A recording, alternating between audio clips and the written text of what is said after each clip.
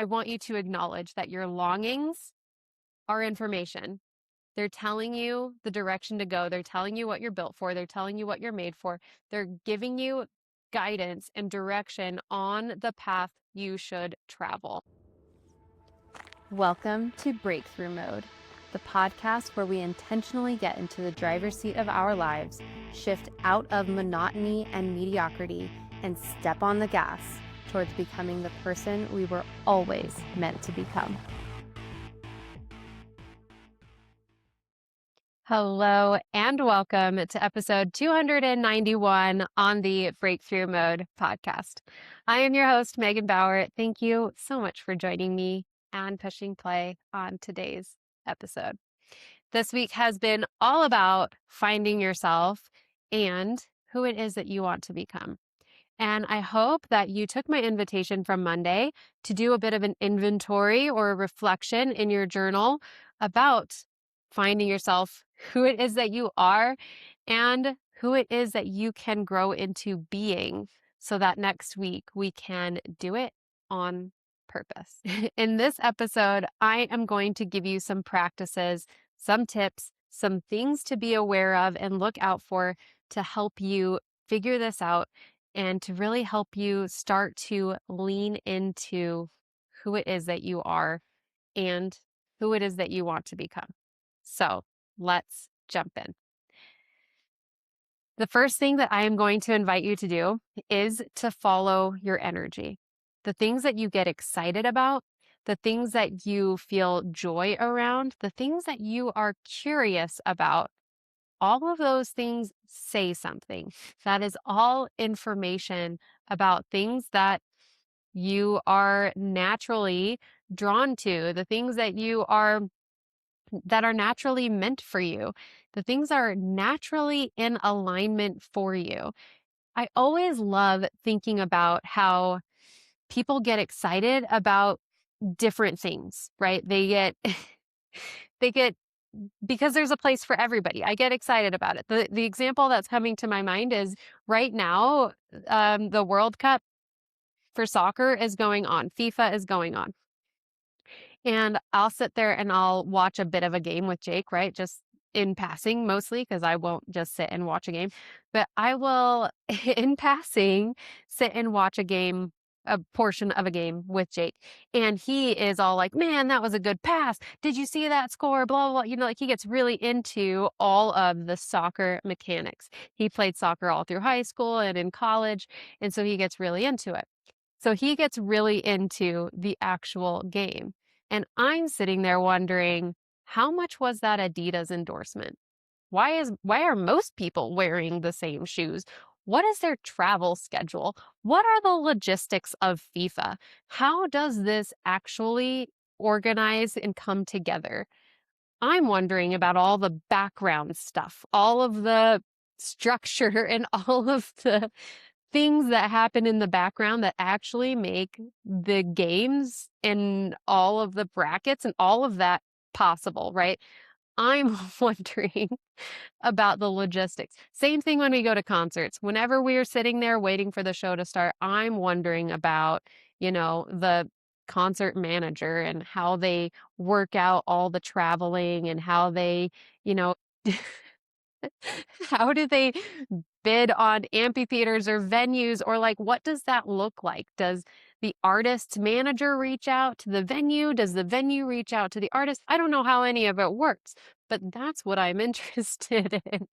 And thank goodness there are people that are interested in those logistics, because those are real jobs for real people, and that's what they do all day long. And I'm less interested about being on the stage rocking out, unless we're talking personal development, and more interested in how did this all work? How did this come together? How did all of the moving pieces for FIFA, for a concert, or for whatever we're talking about come together to create this moment of the game or this moment of the show? That's what I'm sitting there wondering about. But thank goodness there are other people who find that interesting too, because that we need those people to make those events, those big shows, all of those things work. So what excites you, what lights you up, what you're curious about is part of how you're made. It's part of how you're built. It's maybe part of your calling. I love all of the background stuff to my business. I love that if I tell you there's a free printable for an episode, I love knowing how you putting in your email address magically makes this printable appear in your email.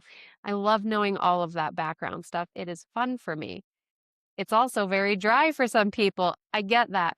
We need people to be excited about different things. So, whatever it is you're excited about, whatever it is lights you up, even if the people around you are like, oh man, here she goes on the logistics again, that is part of how you're built.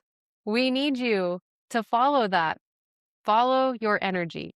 Okay. I know that was a lot of examples on following your energy, but I wanted to give you something not as obvious, something a little bit like, really? Like now you know that I'm super into logistics. I love to know how all of that works simply because it's a big feat. Putting together FIFA, that's a huge thing.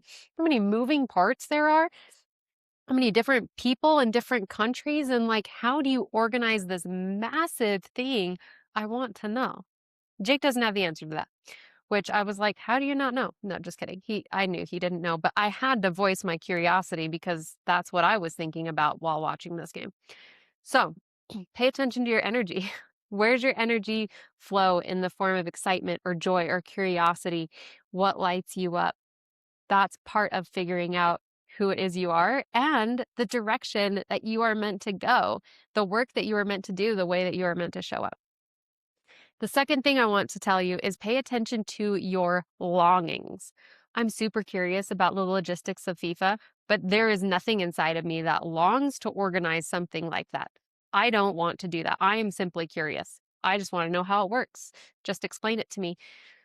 I don't want to create something that sounds awful. That sounds really stressful and a lot of pressure. So pay attention to your longings. What do you long to do? And a quote came to my mind about this. It's from Jen Sincero. It's from You Are a Badass. I think, I've referenced her book, You Are a Badass, before. It's one of my favorites. It's currently packed, or I would bring it out for you. She said in this book, our fantasies are our realities in an excuse free world. Your fantasies, the things that you long to do, the things that you would just love so much to do, is your reality in an excuse free world.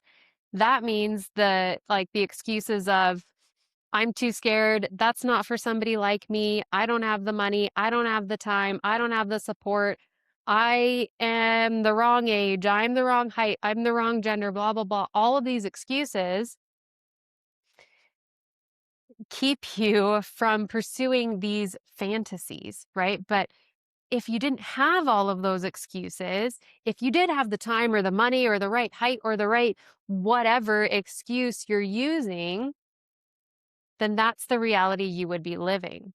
The thing is to acknowledge and see that they might be legitimate reasons. There also might be legitimate solutions. I I'm not going to argue for anybody's limitations. If you want to keep your excuses no matter and you find them totally legitimate, then that is totally real for you. I totally get that. And if you want to find solutions in a way that it could be possible for you to fulfill the longings of your heart, I'm totally here for you because that is the work. Finding out how to make things possible, even when they seem impossible, is the work to becoming most often. You can look up tons of people's lives. Oprah Winfrey comes to mind where their success, their achievements shouldn't have been possible. The rags to riches stories, those exist. There are situations that should not have been possible, and yet people have figured it out, and yet people have made them possible. And yet they've seen the excuses as excuses and moved through them anyway. So, whether or not your excuses are legitimate is totally up to you. And I'm just going to leave that there. Whether or not your excuses are legitimate is totally up to you. And I want you to acknowledge that your longings are information. They're telling you the direction to go. They're telling you what you're built for. They're telling you what you're made for. They're giving you guidance and direction on the path you should travel. The next thing I'm going to tell you to do is to stop dismissing your desires. We often dismiss our desires with our excuses. We'll be like, well, that's not possible for me, or I don't have the time. And we don't give it the space to create a solution. Think about a time when you have been in a pickle, like you have been in a situation where it seems impossible, that solutions are nowhere to be found. However, you needed a solution. You couldn't just bypass it. You needed it. You couldn't just dismiss it and be like, well, there was no solution. And you found a solution. I know we have all had situations where we are in a spot and we figure it out anyway, because truly your track record is that everything that you had to figure out, you figured out. You figured out absolutely everything. And the things that you didn't figure out were things that weren't that important. You just were like, ah, yeah, it didn't work. Oh, well. But the things that were important, you figured out. So the trick here is to make your desires that important that you figure it out. When you dismiss it, it you don't really make it happen, but that doesn't mean the desire is going to go away. It'll get louder, it'll gnaw at you, it will be a burning regret on your deathbed, to be blunt. The things that people regret on their deathbeds are the things they didn't do. They don't always necessarily regret the things that they did that didn't work out or whatever. They regret the things that they didn't do, the things that they didn't try, the effort that they didn't give. Those are the things that they regret. So stop dismissing your desires. Give them the time, the space, the opportunity even to live. Yeah, that's what I have to say about that. The next thing I'm going to tell you is to create space for yourself. This world is busy. There are endless things to do. It's truly endless. People will come over to ask if they can help with the house. And I'll be like, yeah, do you want to do this or this? And they're like, I don't know. What's most important? I'm like, I don't know. It all needs to be done. It's endless. It feels endless. So you have to create space for yourself on purpose. I've said over and over again, I create space for myself in the morning. That is the time that I will always encourage you to create space for yourself. Make yourself that important that you make space for you, that you make time for you to even tap into what is exciting me right now. What do I feel curious about? What is bringing me joy? What do I long to do? Create the time and space to even hear your answers to those questions. It won't just happen.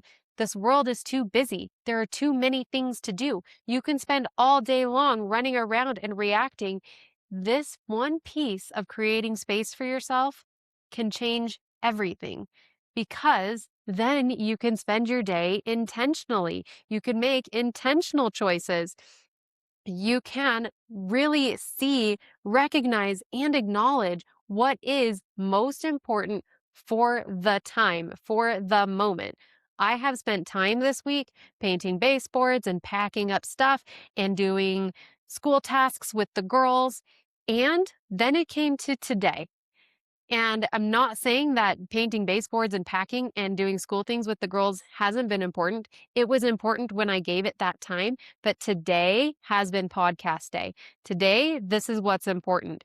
And the girls will be fine playing by themselves for a couple of hours. The baseboards will be fine not being painted for a couple of hours while I attend to the most important thing. But you easily lose sight of that if you don't take the time to even know what is most important to you for the time, for the day. The last thing that I'm going to tell you to do or advise you to do, I'm getting a little bossy. The last thing is to experiment. A lot of the times we treat this life as this all or nothing game. And I'm talking to myself here where I don't want to screw it up. I don't want to do it wrong. I don't want to waste my time or my energy or my effort. I want to get it right the first time. And when we look at this life, when we look at becoming, when we look at all of these things as an experiment, we take the pressure off. We tell ourselves, I'm just going to try it out. I'm just going to see where it goes. I'm just going to see how it feels. I'm just going to see. I'm just going to see. I'm going to see if it works. I'm going to see if it fits. I'm going to see if it feels good or if it's an alignment or if it's the direction I want to go. We take it so seriously sometimes that we forget that most decisions can be remade. When I first set my morning ritual, I told myself, I am going to do this for 66 days. I am 100% committed for 66 days because that is the amount of time it takes to go through the entire transformational habit protocol, right? Like that's how long it takes to establish a transformational habit. If you quit too soon, you don't actually know the results. You haven't actually felt the benefits yet. Once you hit 66, this habit is completely installed. You feel the benefit of it, and you can make a decision on whether or not it is you want to continue. So I told myself that very bluntly. I'm like, I'm going to do this for 66 days. And if at the end of the 66 days, I don't want to do it anymore, I don't have to. Same with the podcast. I decided I'm going to do this. I'm going to give it my all. And if I feel like it's not for me, if it's not the thing that I want to do, I'm not going to do it anymore. I'm going to let myself off the hook. I'm going to try something else. But I wouldn't have known that I loved the podcast if I hadn't tried it. I wouldn't have known. I wouldn't have gotten here, that's for sure. But I wouldn't even have known that it was a thing that lit me up, that it was a thing that excited me, that it was a thing that I loved until I gave it the chance. So, experiment. Something that you're excited about or curious about, lean in. Give it a time frame. I'm going to do this for 2 weeks and see what it feels like. I'm going to try this out for 3 months and see what it's like. Give yourself a time frame. Stick to that time frame. Really give your all in it and then evaluate. Evaluate, redirect, see what you want to do next. See if it's something you want to continue or if it's not for you. It doesn't have to be a forever thing. When it comes to trying things out in your life, allow it to be an experiment. Allow yourself to try it. See what it's like. See how it feels. Don't let it mean anything about you. Don't let it be a quote unquote failure if it's not for you, if you don't like it, if it's not in alignment with who it is you want to become. Knowing that it's not in alignment with who it is you want to become is also information. You know what path isn't for you. That's also powerful. That's also valuable. Knowing what's not for you is just as good as knowing what is for you. I love that quote that Edison said about like all the hundreds of ways he knows how to not make a light bulb. Every time he tried to make a light bulb and it didn't work out, he then knew of one more way that it didn't work. So treat your life like an experiment. Go try stuff. Go try it on. Go see what it's like. Go see what it feels like. Go see if you want to keep doing it, if you want to pursue it. If it's for you, if it's a calling on your heart, you will know. You got to give it the time though. You really do. You have to give it a full chance, a full effort. You got to give it that. All right, that's what I have for you today. Thank you so much for joining me. I totally love you. Bye for now.